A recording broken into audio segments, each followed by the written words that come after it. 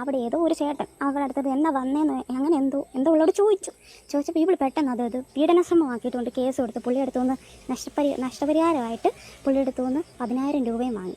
ഈ രേണു ആണെങ്കിൽ ശ്രുതിയായിട്ട് വഴക്കുണ്ടാക്കുമ്പോഴൊക്കെ ശ്രുതിയെ ഉപദ്രവിച്ചിട്ടൊക്കെയുണ്ട്. അതുപോലെ തന്നെ രേണുവിൻ്റെ അച്ഛൻ ശ്രുതിയോട് പറഞ്ഞിട്ടുണ്ട്, നീ രണ്ടാം കെട്ടുകാരനല്ലേടാ എന്നൊക്കെ പറഞ്ഞിട്ട് ശ്രുതിനെ ഉപദ്രവിക്കുകയൊക്കെ ചെയ്തിട്ടുണ്ട്.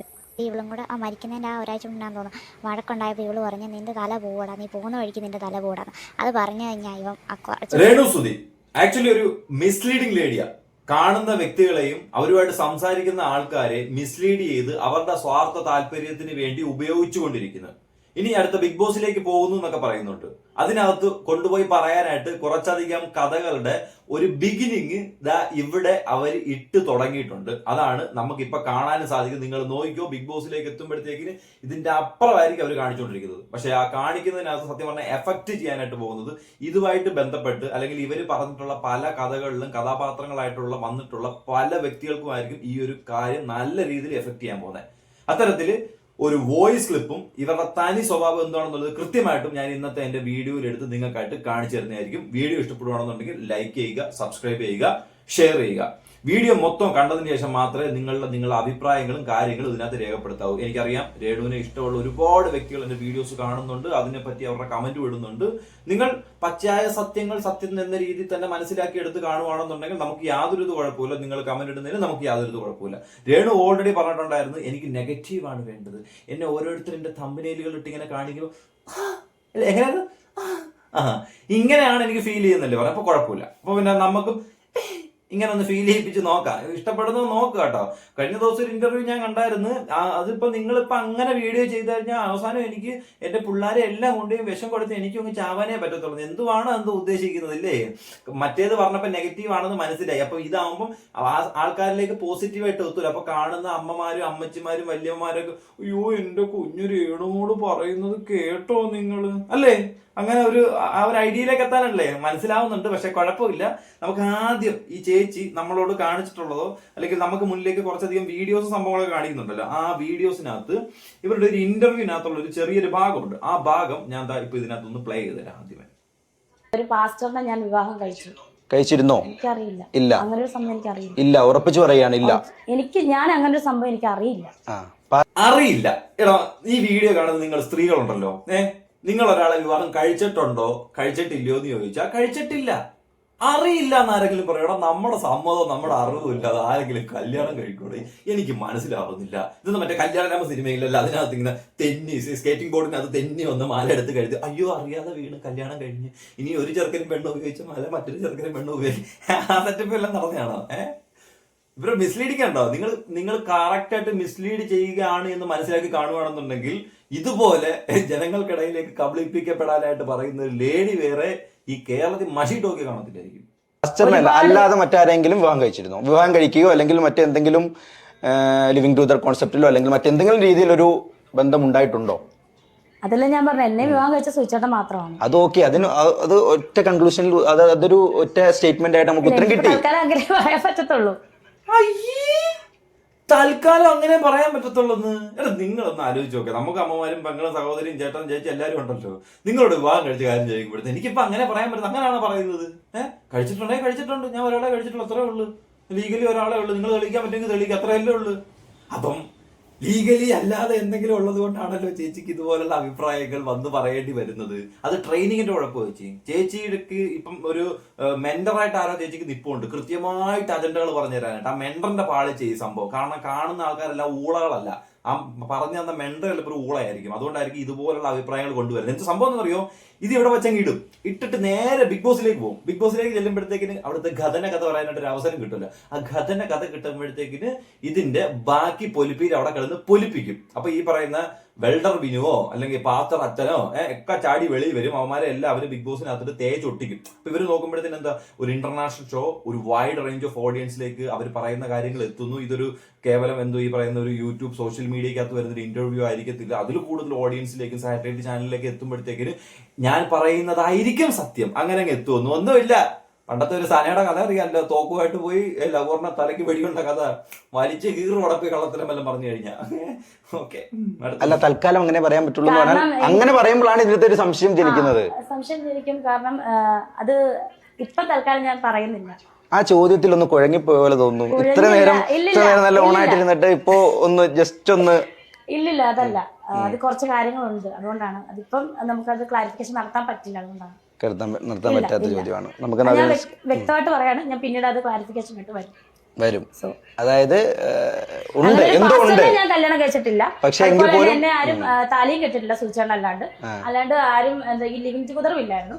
പക്ഷെ അതിന്റെ എന്തെങ്കിലും ക്ലാരിഫിക്കേഷൻ ഉണ്ടെങ്കിൽ ഞാൻ മുന്നോട്ട് അത് പറയുന്നതായിരുന്നു. ഇപ്പൊ അത് പറയാൻ അവിടെ ഇവിടെയും തൊടാത്ത രീതിയിലാണല്ലോ ഉത്തരം. എന്നാലും ഉത്തരം പറഞ്ഞല്ലോ.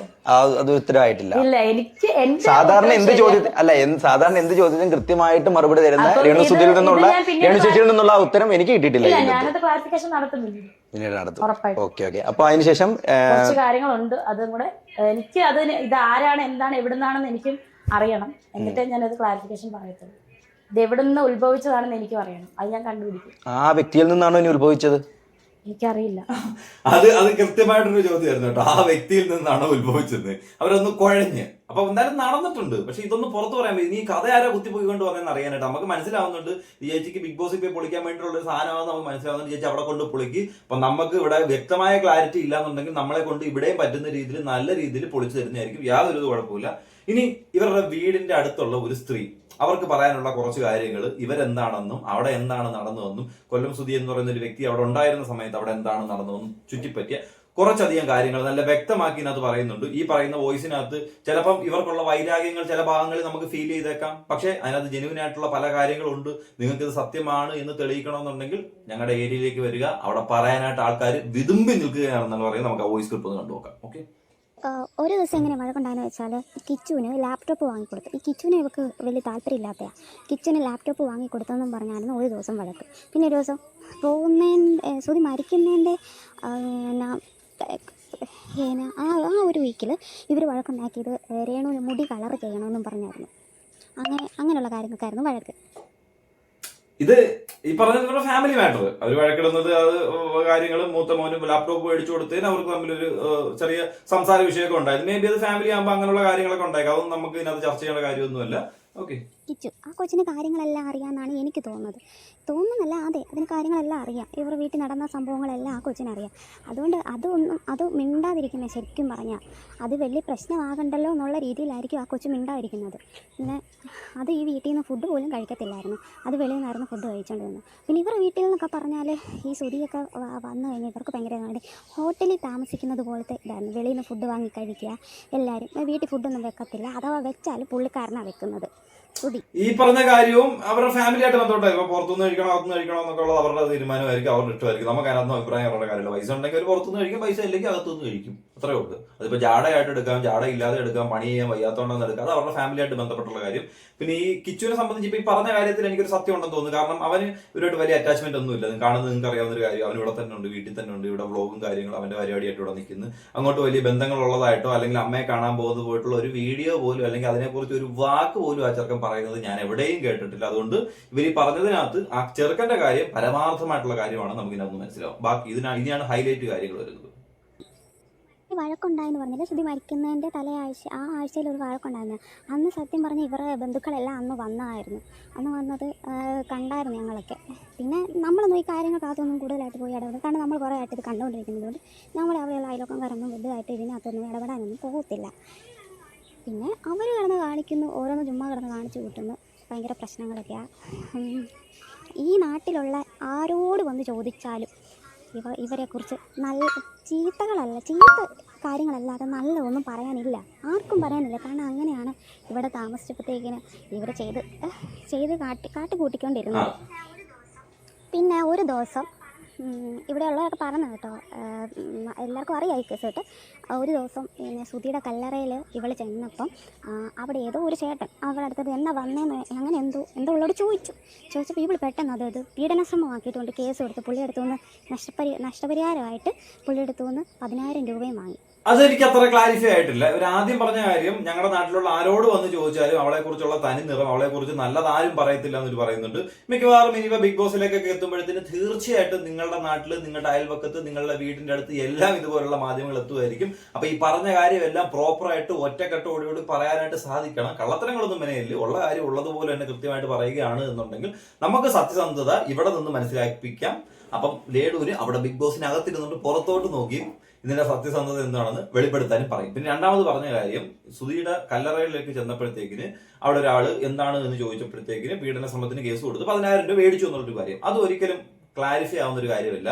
ഒരു കാര്യം സംസാരിച്ചത്, അതായത് വെർബൽ റേപ്പിനകത്ത് ഇങ്ങനെ ഒരു കേസായി അതിന് 10,000 രൂപ ഒരു കൈപ്പറ്റി എന്നൊക്കെ പറയുന്നത് കേസാവുന്ന കാര്യമാണ്, ആളകത്ത് പോയിട്ടുള്ള കാര്യമാണ്, തീർച്ചയായിട്ടും ആയിരിക്കുമല്ലോ. അല്ലാതെ ഇത് സാമ്പത്തിക ഇടപെടൽ ആരും അറിയാതെ മറ്റേ പുതപ്പും കൂടെ അല്ല, തോർത്തിട്ടിട്ട് അതിന്റെ അടി കൂടെ പോത്ത് കച്ചവടമൊന്നുമല്ലല്ലോ. അപ്പം അത്യാവശ്യം കേസായിട്ടുള്ള കാര്യമാണല്ലോ. അപ്പൊ അത് ഏത് കോടതി അല്ല ഏത് സ്റ്റേഷന് പരിധി കാര്യങ്ങളൊക്കെ ഇതിനകത്ത് ചകഞ്ഞെടുക്കാൻ പറ്റുന്ന കാര്യമായിരിക്കും. ഇങ്ങനെ ഒരു സംഭവം നടന്നിട്ടുണ്ടോ എന്ന് അറിയാൻ പറ്റുന്ന ഒരു കാര്യമായിരിക്കും. പിന്നെ ഇതൊരു പീഡന ആരോപണം ആയതുകൊണ്ട് നമുക്ക് ഇതിനകത്ത് വലുതായിട്ട് സംസാരിക്കേണ്ട. ഇൻ കേസ് ചിലപ്പം ആ പോയ സമയത്ത് എന്തെങ്കിലും ഒരു മിസ്ബിഹേവ് ചെയ്ത കാര്യമാണ് എന്നുണ്ടെങ്കിൽ നമ്മൾ ഈ പറയുന്നതൊക്കെ വെറും വായ്ത്താളം മാത്രമായിപ്പോ. അതുകൊണ്ട് അതിനൊരു ക്ലാരിഫിക്കേഷൻ പറ്റുമെങ്കിൽ അകത്ത് പോകുന്നതിന് മുമ്പ് കുഞ്ഞൊന്ന് പറയണേ. ഏത് കുഞ്ഞാരാ? രേണു കുഞ്ഞ് ഒന്ന് പറഞ്ഞു കൊടുക്കണേ, രേണുസിന്. ഓക്കെ, ഈ ഇന്റർവ്യൂവിൽ വന്നിരിക്കുന്ന ഈ ചുമ്മാതെ വന്നിരുന്ന ഈ നുണ പറയുന്നത് എല്ലാവരും ഈ ഞങ്ങളുടെ ഈ ഏരിയയിലുള്ള ഈ നാലുകോഴി പൊങ്ങന്താന ഏരിയയിലുള്ള എല്ലാവരും ഇത് കാണുന്നുണ്ട്. ഇത് കണ്ടിട്ട് മിണ്ടാതിരിക്കുന്നതാണ്. എല്ലാവർക്കും ഇവളെക്കുറിച്ച് അറിയാമല്ലോ.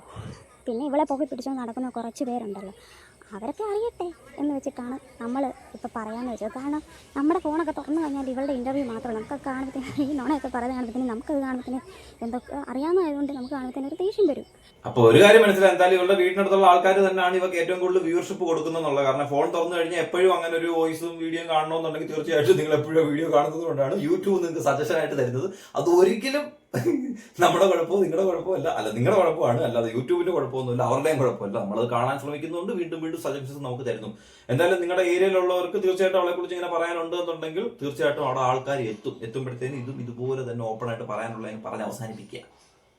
ഈ രേണു ആണെങ്കിൽ സുധിയായിട്ട് വഴക്കുണ്ടാക്കുമ്പോഴൊക്കെ സുധിയെ ഉപദ്രവിച്ചിട്ടൊക്കെയുണ്ട്. അതുപോലെ തന്നെ രേണുവിൻ്റെ അച്ഛൻ സുധിയോട് പറഞ്ഞിട്ടുണ്ട്, നീ രണ്ടാം കെട്ടുകാരനല്ലേടാ എന്നൊക്കെ പറഞ്ഞിട്ട് സുധീനെ ഉപദ്രവിക്കുകയൊക്കെ ചെയ്തിട്ടുണ്ട്. അത് നല്ല ഉപദ്രവം കേട്ടോ. മോള് രണ്ടാം കെട്ടാ കിട്ടിയത്, എന്നിട്ട് സുധി രണ്ടാം കെട്ടെന്ന് പറഞ്ഞ് സുധിയെ ഉപദ്രവിച്ചത്. എനിക്കറിയാൻ വയ്യ ഇതിനകത്ത് എത്രത്തോളം സത്യസന്ധതയുണ്ട്. ഇനി വീട്ടുകാർ മൊത്തം ഡ്രാമ കളിക്കുന്നതാണോ, അത് ഇനി ഇവർ ഈ പറഞ്ഞതുപോലെ തന്നെ വീട്ടുകാർക്ക് അറിയത്തില്ലേ? ഈ പറഞ്ഞ രേണു ഒരു കല്യാണം കഴിച്ച് വെള്ളറ വിനുവിനെ കല്യാണം കഴിച്ച കാര്യം വീട്ടുകാർ അറിയത്തില്ലേ? അറിയാത്തത് കൊണ്ടാണോ? അറിയത്തില്ല. ഇനിയിപ്പൊ അച്ഛൻ പറയുന്നത് നീ രണ്ടാം കെട്ടാന്ന് പറഞ്ഞു, എനിക്കറിയാൻ പോയി.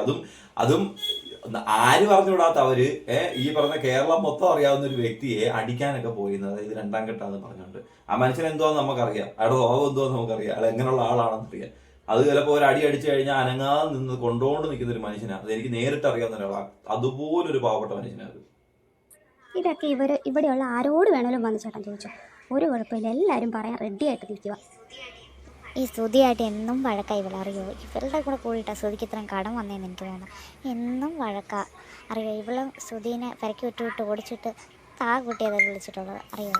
സുധി മരിക്കുന്നതിന് ഒരാഴ്ച മുമ്പ് സുധി ഇവളും കൂടെ മരിക്കുന്നതിൻ്റെ ആ ഒരാഴ്ച മുമ്പാന്ന് തോന്നുന്നു വഴക്കുണ്ടായപ്പോൾ ഇവള് പറഞ്ഞ് നിൻ്റെ തല പോവാടാ, നീ പോകുന്ന വഴിക്ക് നിൻ്റെ തല പോടാന്ന്. അത് പറഞ്ഞു കഴിഞ്ഞാൽ ഇവൻ കുറച്ച് ദിവസം കഴിഞ്ഞ് ഇവൻ മരിച്ചത്. നിൻ്റെ തല പോവാണെങ്കിൽ ഞാനും എൻ്റെ പപ്പായും അമ്മയും എൻ്റെ കൊച്ചും സുഖമായിട്ട് ഞങ്ങൾ ജീവിക്കുമെന്ന്. ഓക്കെ, അങ്ങനെയൊക്കെ പറഞ്ഞോ? കാരണം ഇപ്പൊ ഈ ഒരു വോയിസ് കേട്ടപ്പോൾ നിങ്ങൾക്ക് മനസ്സിലായി കാണുമായിരിക്കും ഇത് ഇവരുടെ അയൽവക്കക്കാരി അല്ലെങ്കിൽ വീടിന് ചുറ്റും ഇങ്ങനെ നോട്ടിച്ചതും കാകൂട്ടി വിളിച്ചതും നിന്റെ തല പോവടാ എന്നൊക്കെ പറഞ്ഞ കാര്യങ്ങളൊക്കെ അറിയാനായിട്ട് ഒരു ചാൻസും ഇല്ല. ഇനി എനിക്ക് ഒരു ഒറ്റ കാര്യം പറയാനുള്ളൂ, കിച്ചു ഈ വീഡിയോ കാണുന്നുണ്ടെങ്കിൽ അല്ലെങ്കിൽ കിച്ചുവിന് ഇതിനെപ്പറ്റി എന്തെങ്കിലും പറയാനുണ്ടെങ്കിൽ തീർച്ചയായിട്ടും പറയണം. കാരണം ഇപ്പൊ പല ആരോപണങ്ങളും ഇതിനെ സംബന്ധിച്ച് വരുന്നുണ്ട്, ഇതിനെ ചുറ്റിപ്പറ്റി വരുന്നുണ്ട്. ഇതെല്ലാം നമുക്ക് നിനക്ക് അറിയാവുന്ന കാര്യമായിരിക്കും. ഒരു വർഷമായിട്ടില്ല 1.5 വർഷമായിട്ട് ആരും മിണ്ടാതിരുന്ന കാര്യമാണ്. ഇതിനെ പറ്റിയുള്ള പല കാര്യങ്ങളും ഇപ്പം നിങ്ങളുടെ അമ്മയെന്ന് അവകാശപ്പെടുന്ന രേണു തന്നെയാണ് പല കാര്യങ്ങളും പബ്ലിക്കിന്റെ മുന്നിലേക്ക് അവരുടെ സ്വാർത്ഥ താല്പര്യത്തിന് വേണ്ടി ഇഷ്ടങ്ങളേതാ അനിഷ്ടങ്ങളേതാ എന്നവർ നോക്കാതെ മറ്റുള്ളവരുടെ അഭിപ്രായം പോലും മാനിക്കാതെ അവരുടെ വളർച്ചയ്ക്ക് വേണ്ടി പല കാര്യങ്ങളും വളച്ചൊടിച്ച് സോഷ്യൽ മീഡിയയിലേക്ക് കൊണ്ടുവന്നിട്ട് സംസാരിക്കുന്നത്. അതിനെ ചുറ്റിപ്പറ്റിയാണ് ഇപ്പൊ പല വ്യക്തികളും ഇതിനെ പൊക്കിയെടുത്തും പല വ്യക്തികൾ രംഗത്ത് വരുന്നു, വോയിസ് മുഖാന്തരം വരുന്നു, നെയ്ബർ വരുന്നു, നാട്ടുകാരൻ വരുന്നു, കൗൺസിലർ വരുന്നു, തുടങ്ങിയ കാര്യങ്ങളെല്ലാം വരാനുള്ള കാരണം അതിന്റെ ഒരു ഉത്ഭവം എന്ന് പറയുന്നത് രേണു തന്നെയാണ്. അവരൊരു പ്രോപ്പർ ചാനലിലൂടെയാണ് അവർ റീച്ച് എത്തിച്ചിരുന്നെങ്കിൽ ഒരു പട്ടിക്കുഞ്ഞൂല് അവരെ തിരിഞ്ഞു നോക്കത്തില്ലായിരുന്നു ഈ ഒരു കാര്യവും പറഞ്ഞുകൊണ്ട്. അവർക്ക് നല്ല രീതിയിൽ ഒരു സപ്പോർട്ട് കിട്ടുന്ന ഒരു കാര്യമാണ്. പക്ഷെ ഇതിനകത്ത് കിച്ചുവിന്റെ അച്ഛനായ സുധിച്ചേട്ടനെയും ഇതിനിടയിലേക്ക് ഇൻവോൾവ് ചെയ്യുന്നുണ്ട് വലിയ രീതിയിൽ പല കാര്യങ്ങളും പറഞ്ഞുകൊണ്ട്. ഇതിനകത്ത് നിനക്ക് എന്തെങ്കിലും അറിയാവുന്നുണ്ടെങ്കിൽ തീർച്ചയായിട്ടും തീർച്ചയായിട്ടും നീ ഒരു ഒറ്റ മിനിറ്റ്, ഒരു 10 മിനിറ്റ് ഒരു വീഡിയോയിൽ വാ തുറന്നു കഴിഞ്ഞാൽ തീരാവുന്ന കാര്യമുള്ളൂ. ഇത് അവിടെ സ്റ്റോപ്പ് ആവും കാര്യം.